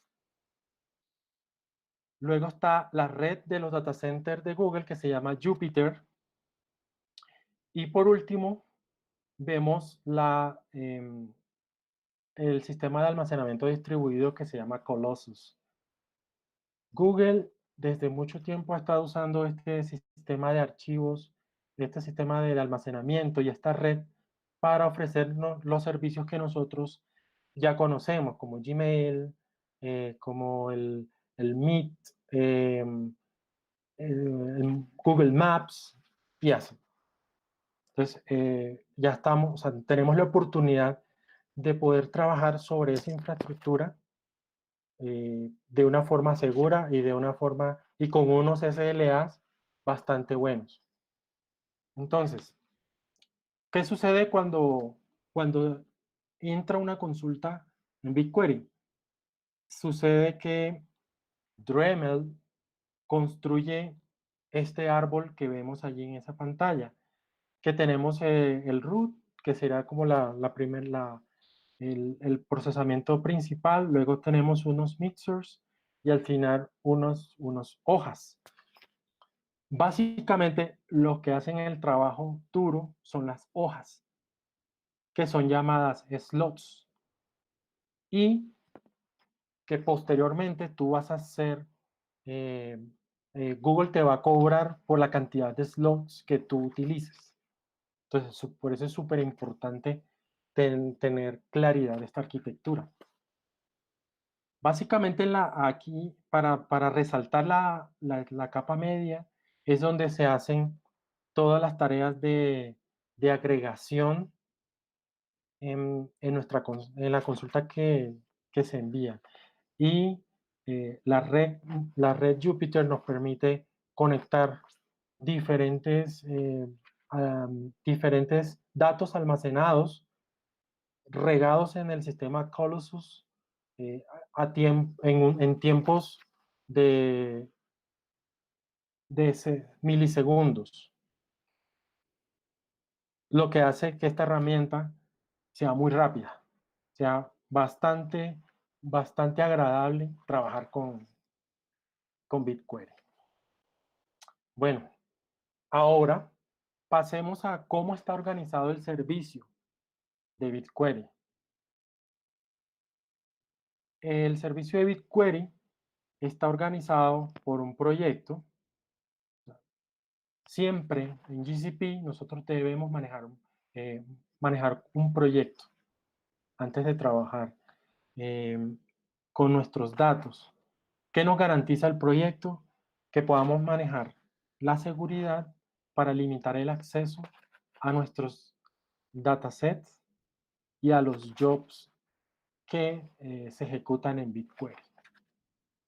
Lo mismo nos permite administrar toda la parte de cobro o el billing de todos esos objetos que están dentro de ese proyecto.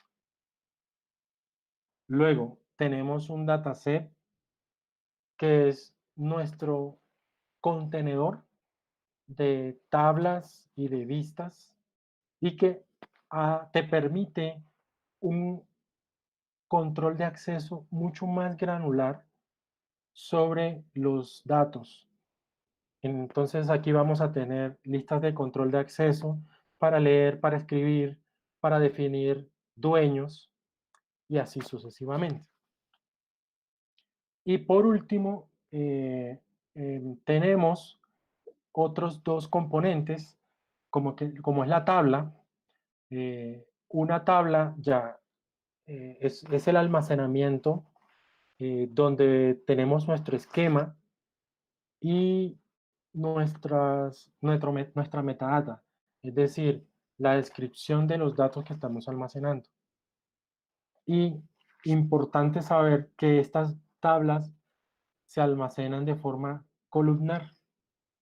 Entonces, al ser columnar, operaciones como eliminar, insertar, no son eficientes bajo este esquema de organización del almacenamiento.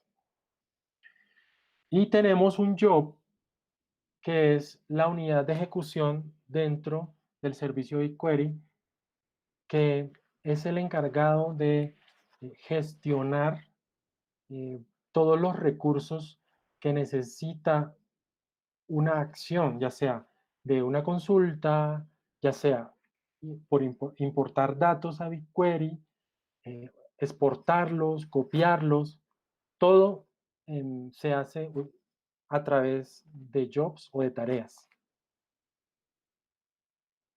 Entonces, eso ya lo dije, eso para reforzar lo que les estaba comentando, es una tarea, es un job, es una tarea de larga ejecución que en cualquier momento uno la puede cancelar. Bueno, ahora les quiero comentar cómo podemos interactuar con BigQuery. Tenemos tres opciones para interactuar con BigQuery. La primera es a través del Google SDK, utilizando la herramienta BigQ, que básicamente es un cliente, un script Python para interactuar directamente con BigQuery. Tenemos la versión API para interactuar con BigQuery. Y por último, tenemos la consola de GCP, que ahorita se las voy a mostrar, para nosotros hacer las consultas directamente en la, en la ventana de BigQuery. Ahora, a mí me sorprendió que BigQuery es capaz de procesar 4 terabytes de data en aproximadamente 28 segundos.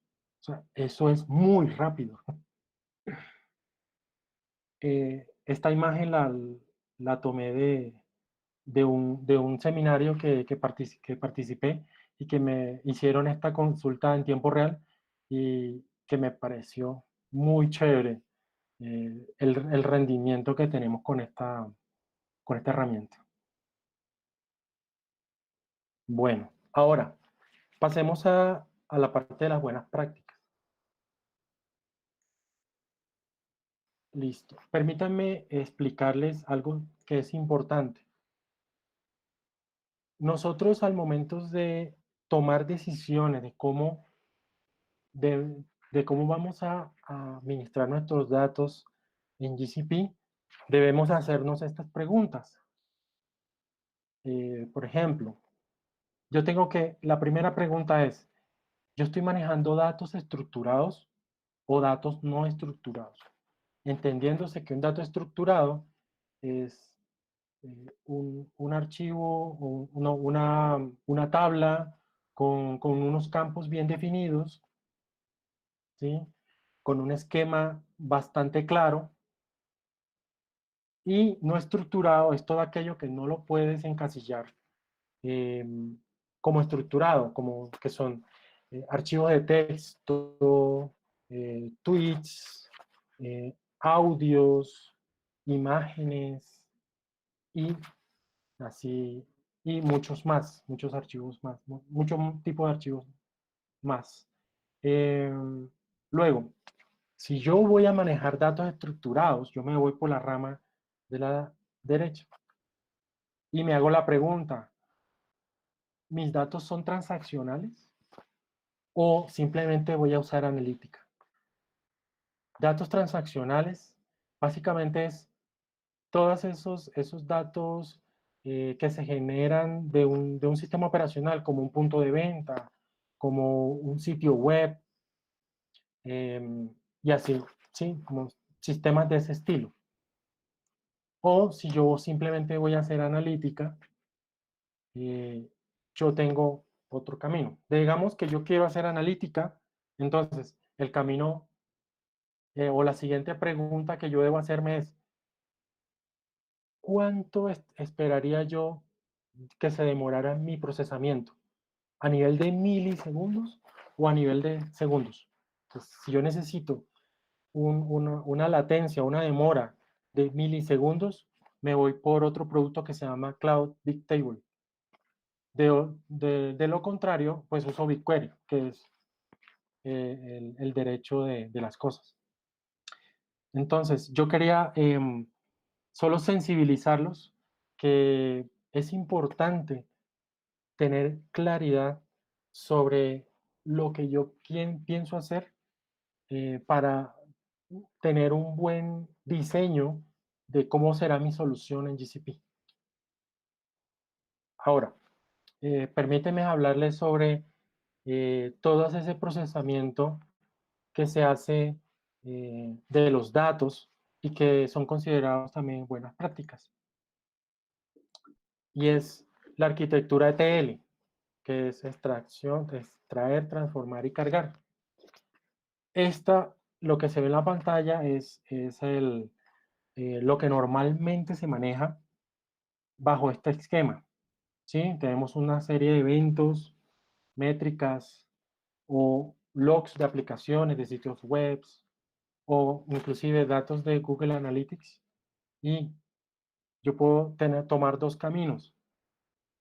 Utilizar los eventos o las métricas y pasarlos a un Cloud WhatsApp, que es el producto que maneja mensajes dentro de GCP para efectos de procesar por streaming estos datos. Es decir, estos datos pueden llegar en tiempo real o cercano al tiempo real y los quiero procesar para almacenarlos en BigQuery. O los puedo hacer por batch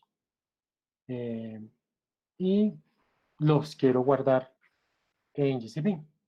Entonces, en el centro está la herramienta de Cloud Data Flow que yo les había hablado antes, para que si las transformaciones son muy complejas, donde necesitas mantener la calidad de los datos, donde necesitas enriquecer los datos, aplicar lógica de negocio y tareas similares, se recomienda siempre hacerlo por Cloud Data Flow y luego eh, el procesamiento o los datos procesados, ya sea que vengan por stream o por batch puedan pasar directamente a BigQuery. La siguiente referencia es extracción y carga. Esto es muy utilizado cuando tenemos muchos datos históricos y en forma de batch o están bien definidos y los queremos pasar hacia GCP y almacenarlos en BigQuery. Y también lo queremos hacer, adicionalmente lo queremos hacer de una forma periódica. Pues el derecho de las cosas es esos datos, dejarlos en un storage y luego, ya sea por el orquestador que tiene GCP o por una Cloud Function una pieza de software que se puede gatillar a partir de una acción, en este caso de un nuevo archivo que está en el Cloud Storage. Entonces, esa funcionalidad cargaría directamente a BigQuery. Y por último, tenemos la referencia ELT, o sea, extraigo los datos, los cargo y por último los transformo. Esto se hace mucho cuando tenemos un dataset que podemos transformarlo utilizando consulta SQL. Por eso, aquí se muestra eh, una vista de BigQuery leyendo los datos desde el storage, y aquí se puede utilizar dos caminos.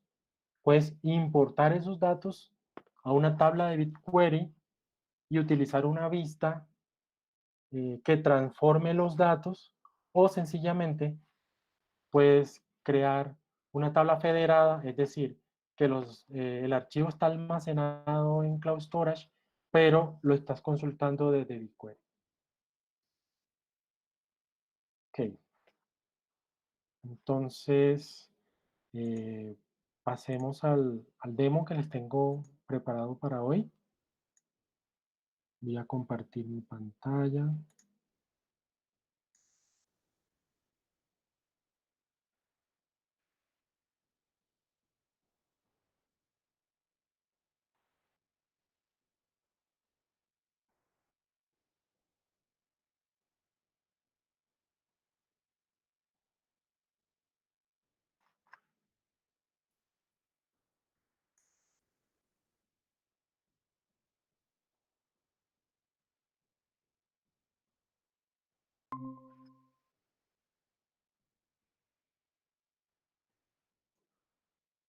Me avisan si la pueden ver.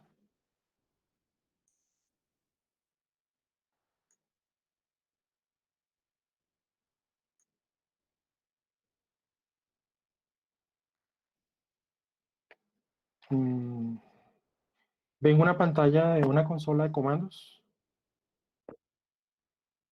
¿Ahora? ¿Se ve mejor?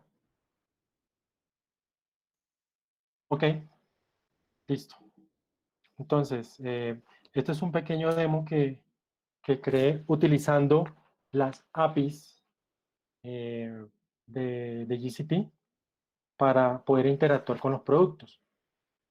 Entonces, si le hacemos una vista rápida del código, vemos que aquí hago la importación de la librería BigQuery, luego del storage, porque voy a cargar el archivo, o mejor dicho, voy a cargar el archivo en el storage para después consumirlo, enviarlo a BigQuery. Luego temas de almacén de permisos, y bueno, preparé esta función que lo que hace es tomar un CSV y cargarlo a Google Storage, el cual va hacia un bucket, que es una unidad de almacenamiento que se maneja en GCP, en Cloud Storage, el archivo que voy a cargar y cómo quiero que se llame el archivo en GCP. Luego, una vez tengo esto,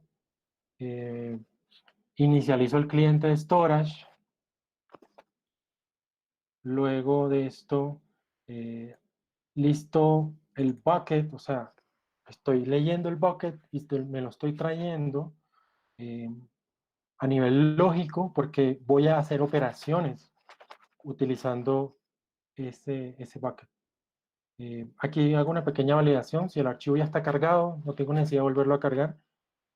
Pues lo hice por un caso puntual de que no quiero cargar algo que ya está. Y luego, si existe, pues termino este for. Y luego, si no existe, entonces lo que hago es tomar el bucket, crear el archivo que voy a cargar y luego hago la carga directamente sobre el storage. Aquí se imprime un mensaje y si ya existe, él dice, no, ya este archivo ya existe en GCP. Luego, preparé esta otra función que es si interactúa con BigQuery, recibe como parámetro el bucket, como el archivo que ya está en GCP, en Cloud Storage, el dataset con el cual voy a trabajar y la tabla. Recuerdan que les comenté hace unos momentos cómo estaba organizado el servicio GCP. Luego, levanto un cliente de BigQuery, obtengo la referencia del dataset, obtengo la referencia de la tabla y luego lo que les comentaba. Necesito armar un job que sea, que sea el que complete ese proceso de cargar desde el storage a GCP. Entonces, por eso es que se inicializa un job. En este caso, le voy a decir que voy a cargar un archivo con formato CSV. Este parámetro lo puse para probar que se puede cargar una tabla por archivo y que detecte automáticamente el esquema que viene en el archivo. Luego, aquí genero la URI de donde está el archivo que voy a cargar y luego le digo al cliente que cargue la tabla desde el URI. En este caso le paso la ruta, la tabla la cual quiero que se cargue, el job que inicialicé, la configuración y lo envío. Entonces, él empieza a procesar y al final termina completando, o sea, mostrándome esto cuando ya completa el proceso.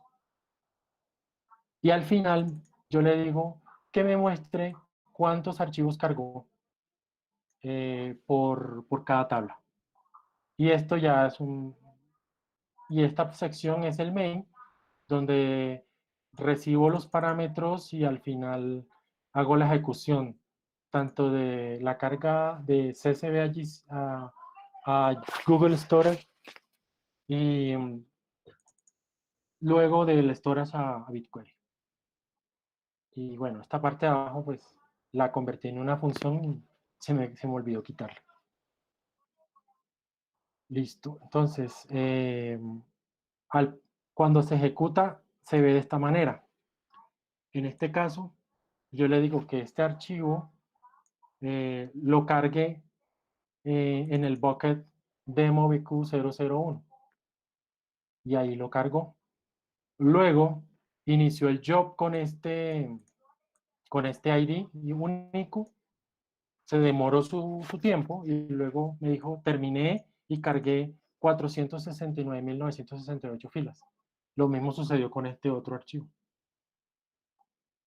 Entonces, ahora les voy a mostrar la parte de la consola para verificar lo que se hizo. ¿Están viendo la consola?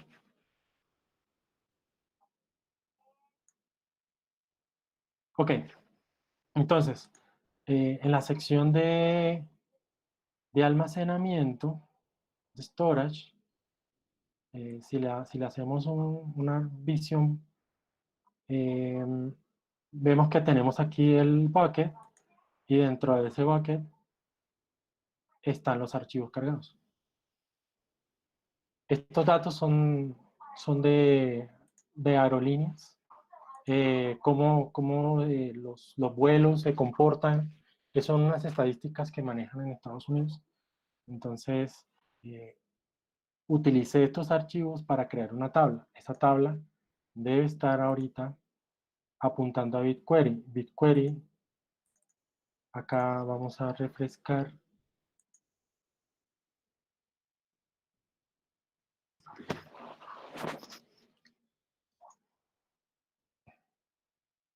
Aquí está mi tabla Flights. Y si le hacemos un preview, ahí están los datos que cargué utilizando el API. Entonces, aprovechando esta ventana, pues les comparto cómo usar esta opción del cliente de BigQuery. Acá tenemos la ventana de la consulta. Podemos usar alguna consulta. Yo aquí tengo algunas consultas guardadas. Un ejemplo, acá el flight delay. Acá lo tengo abierto eh, en el panel de consulta. Inmediatamente él me dice, mira, aquí vas a procesar 17.5 megas. Y si tú lo ejecutas, él te va a procesar. Estos son los resultados para los datos que cargamos hace un momento. Y lo más bonito de todo es que aquí te muestra cómo funciona la arquitectura de BigQuery. Entonces, podemos ver que se hizo una lectura de datos, se hizo unas operaciones de agregación y al final se entregó un resultado que duró 3.1 segundos. El slot, lo que le comentaba, la hojita esa en la parte del Dremel, se consumió 1.9 segundos. Hizo un intercambio de bytes de 32 kilobytes y estos bytes como diseminados en el disco no fue necesario hacer uso de esto.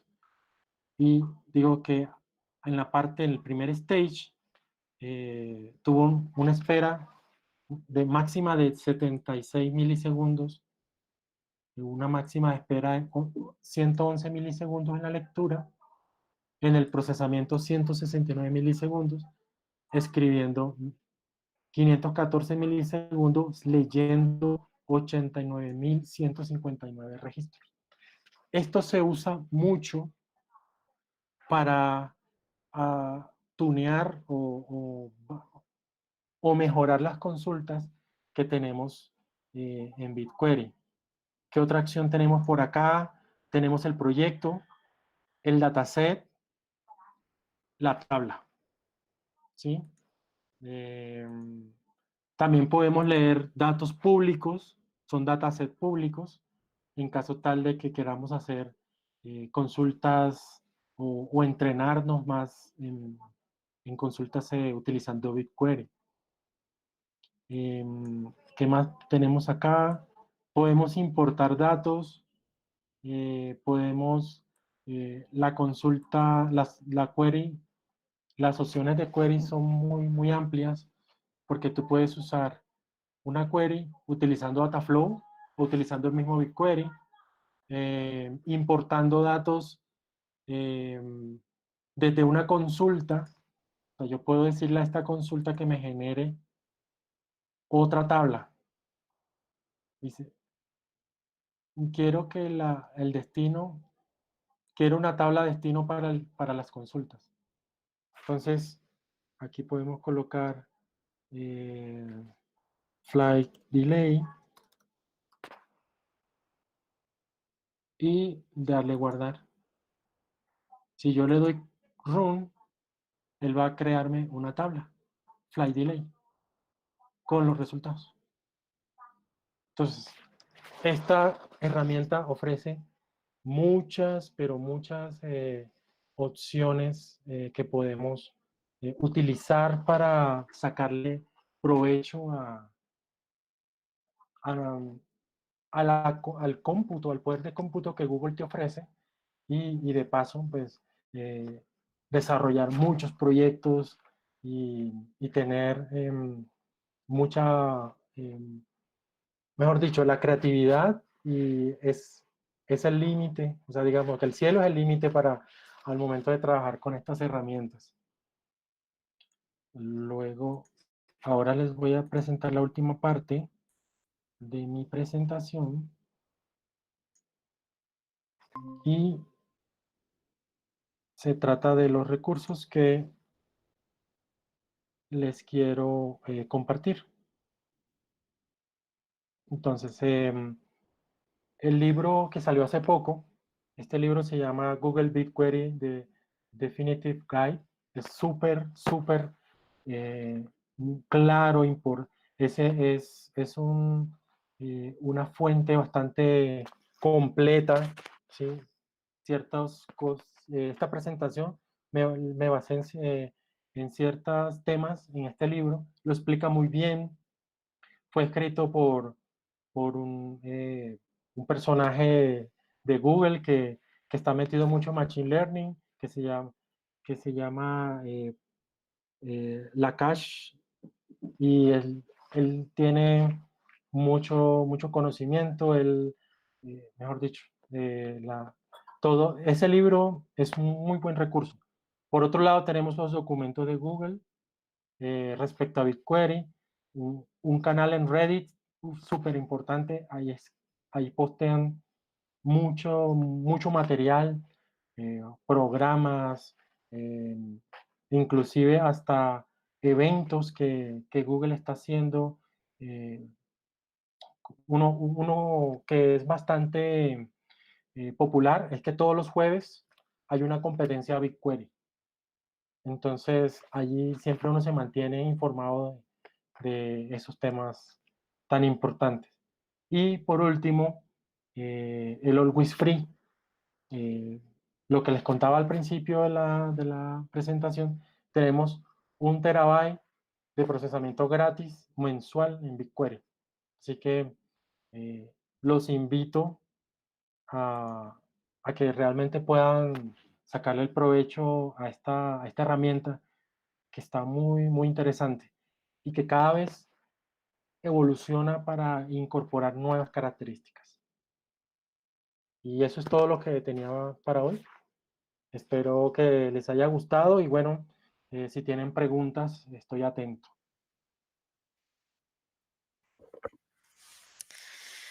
Muchas gracias, César. Buenísima tu sesión. Qué chévere poder profundizar un poco acerca de esta gran herramienta que tiene tantas cosas buenas como es BigQuery y sobre todo el tiempo de respuesta, que es algo impresionante.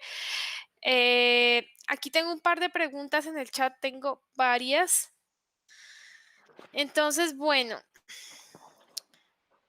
ya te digo. Bueno, primero, ¿qué tutoriales con cuáles tú empezaste o cuáles tú recomiendas para iniciar?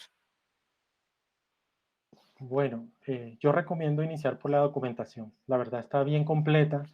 Eh, allí te explican desde los conceptos más básicos hasta casos de estudio y, y de las diferentes características que viene con BigQuery.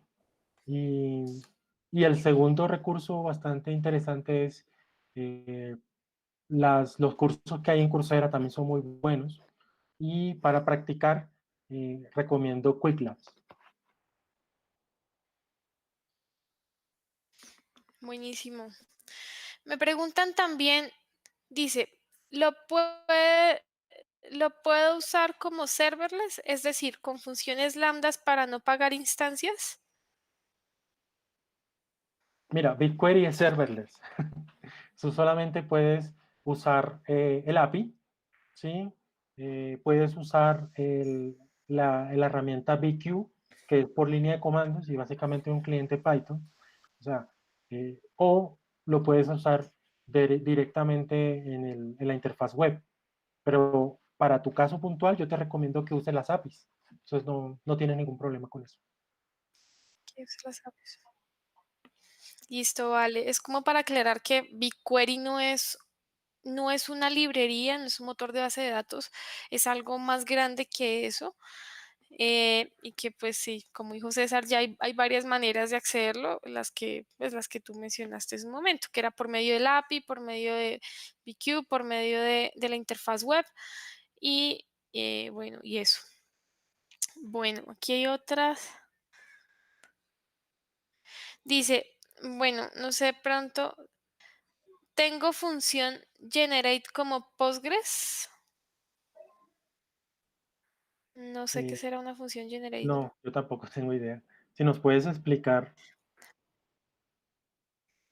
Sí, eh, si puedes ahí escribir por revisamos. el chat. Sí, exacto, sí.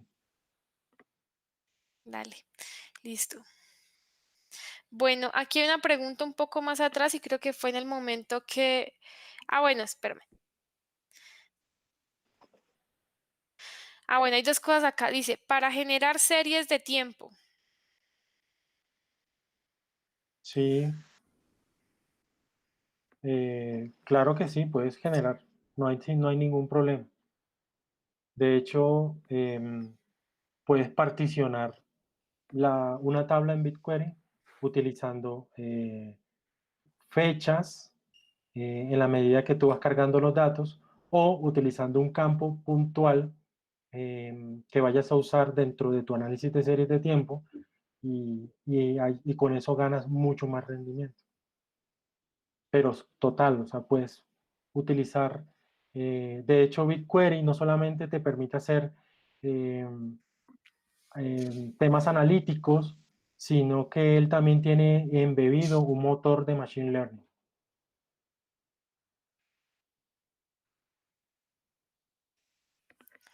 Eso es bastante interesante que hay que explotarle mucho. Está muy chévere eso. Sí, ¿Qué más te digo por acá? Ah, bueno, estás diciendo, Quick Labs es pagando, sí, o sea, Quick Labs, bueno, o sea, yo voy a responderla y tú me ayudas a complementarla. dale. Quick Labs hay algunos que son gratuitos, hay algunos que tú los puedes hacer y que no tienes que pagar créditos ni nada. Hay otros que sí son pagos, pero si dado el caso que quieras aprender bien y probar las cosas, realmente vale la pena. Sí lo vale. Aquí hay otra. Ah, bueno, listo.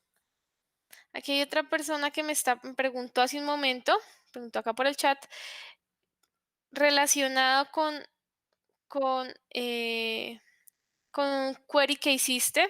Entonces él preguntó que, bueno, tú mostraste una tabla de destino, entonces está preguntando que si se está comportando como una vista. No, esos datos están persistidos como una tabla. Para crear una vista, tú tienes que especificarle que vas a crear una vista, que es con la palabra reservada create view. Pero en este caso, lo que yo hice fue crear una tabla física a partir de los resultados de la consulta. O sea, como tal no fue una vista, sino fue una tabla, fue una nueva tabla a partir de la consulta. Exactamente. Vale, listo. Chicos, ¿algo más que quieran decirle a César? Esperemos acá. Nada, buenísimo, César. César, muchas gracias por estar hoy con nosotros, por acompañarnos, compartirnos esta gran charla. Realmente aprendimos un montón sobre BigQuery. Esperamos tenerte en una próxima ocasión. Eres bienvenido aquí en la comunidad de GG Cloud Bogotá. Muchísimas gracias. Acá también de los chicos te mandamos saludos. Y nada, chicos, muchísimas gracias a todos por unirse hoy. Sabemos que no fue fácil, pero bueno, desde acá pues continuamos persistentes con el tema de los meetups. Vamos a tener un meetup antes de terminar el año.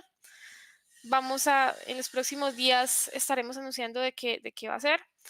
Entonces, nada, los esperamos próximamente. Esperamos que nuestro próximo Meetup sí sea en persona, sí podamos compartir, comernos un pedazo de pizza todos. Em, ¿Qué más les cuento? Muchísimas gracias, gracias César, gracias Carlos, gracias chicos. Esperemos que tengan una gran noche. Gracias Alexis. Alexis, hoy estuve yo de maestra de ceremonias, pero aquí estamos los dos con Alexis, digamos que desde la parte de la transmisión. Mil disculpas por los inconvenientes técnicos que yo tuve al principio. Sí fue un tema mío que me de primiparada, pero nada.